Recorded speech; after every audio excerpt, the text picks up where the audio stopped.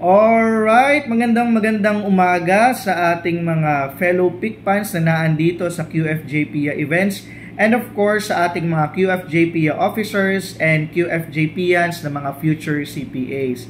So ayan, I was tasked to give a very short message lang or inspirational message para sa mga future CPAs na from Quezon Province or schools from Quezon Province. So kaninang umaga before I gave a message, nag-iisip ako kung ano nga ba yung i-share ko sa inyo na inspirational. So siguro ang i-share ko na lang sa inyo ay mga quotable quotes or mga importanteng phrases na nanggaling sa tatlong personality who inspired me, of course, to become a CPA nang katulad nyo din nung nag-aaral pa ako. Okay? At nasa accountancy program pa lang din ako noon. Okay, first things first, okay, is alam naman natin na tayong mga BSA students, 'di ba? Ay talagang napakaraming ginagawa. Okay, hindi na nga natin alam kung ano yung mga uunahin natin, particularly kung nasa terminal stage na tayo, no? Nasa 3rd year and 4th year na sobrang dami nating ginagawa. Okay. Hindi natin alam kung ano uunahin. So nahihirapan tayo. Ngayon, yung aking best friend si Dr. Melvin Balilo, nagsik ako ng advice sa kanya nung time na yon, no? So sabi ko sa kanya, ano ba ang sagot sa pagiging busy? Kasi nahihirapan talaga akong i-manage yung aking oras. So is it time management ang sagot? So sabi niya sa akin, actually hindi time management ang sagot, best friend eh. Ang sagot dyan ay love sa pagiging busy. So medyo na-cornyhan ako, medyo nagtaka ko, bakit love? Okay? So ang gusto niyang sabihin is that, okay, meron tayong 24 hours lahat. So, hindi kulang, hindi sobra. Lahat tayo ay binibigyan ng 24 hours. It's just that, nasa sa atin na kung paano natin gagamitin yung oras natin, kung paano tayo magpa-prioritize dun sa something na minamahal natin. Like for example, we love to become a CPA, we love to study, so magbibigay talaga tayo ng oras para sa pag-aaral. Pero kung hindi ka daw or hindi mo daw mahal or love ang isang bagay, okay, or isang tao, okay, hindi mo siya bibigyan ng oras kahit ano pang time management ang nakalagay dyan. So, ang bottom line nito is that you prioritize, no? So, magbibigay ka ng priority dun sa mga bagay na minamahal mo talaga. So, that's number 1. So, love daw ang sagot sa pagiging busy and not necessarily time management.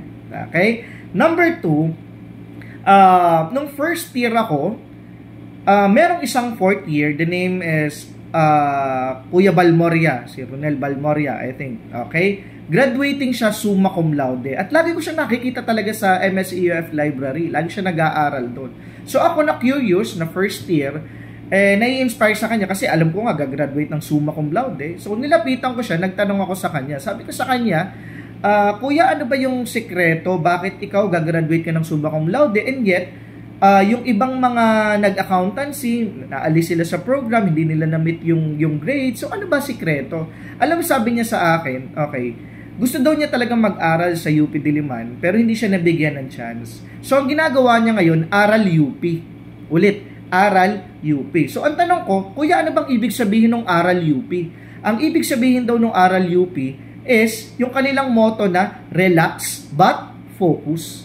Ano daw? Relax but focus. So, hanggang doon lang yung sinabi niya at iniisip ko talagang mabuti. Ano bang ibig sabihin ng relax but focus? Ang ibig sabihin pala nun, no, yung pag-aaral pala ng mga taga-UP, installment basis. Ibig sabihin, kung ano yung inaral nila for today, natutunan nila sa classroom, araw-araw, inaaral talaga ulit nila yon, inuulit-ulit nila, kumbaga, pinapractice nila yung pagsusolve, inuulit-ulit nila yung pag-aaral.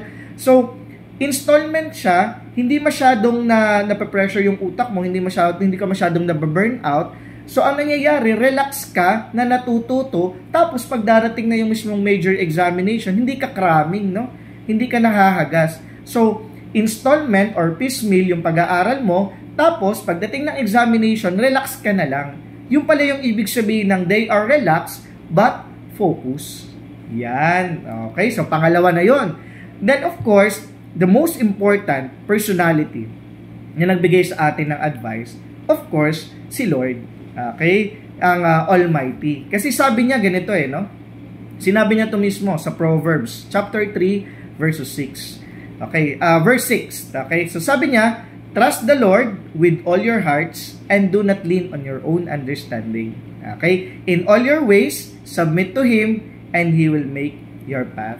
So, baka akala natin, makakapasa tayo ng CPA board examination or makakasurvive tayo sa accountancy program nang tayo lang. Hindi po natin yun kaya. Okay? Talaga pong dapat meron tayong katulong. At walang ibang tutulong sa atin bukod sa ating sarili, kundi si Lord or ang Almighty. Alam mo, minsan, nakakalimutan lang natin, pero naandyan lang siya. Naghihintay lang siya na tapikin mo siya at humingi ka ng tulong. Okay? So, katulad nga ng sinasabi ng aming former dean, si Dean Paz Bobadilla, you read, and then you read, and then you solve, and then you solve, and of course, you pray. Okay? Kasi again, hindi natin to kaya, hindi natin kaya itong battle na to na tayo lang mag-isa. Kailangan natin ng katulong. Okay? So with that, good luck sa ating mga future CPAs. Good luck sa inyong mga events, QFJP officers. And I am congratulating you in advance. Okay? That I believe magiging successful yung event nyo today. So maraming salamat and God bless us all.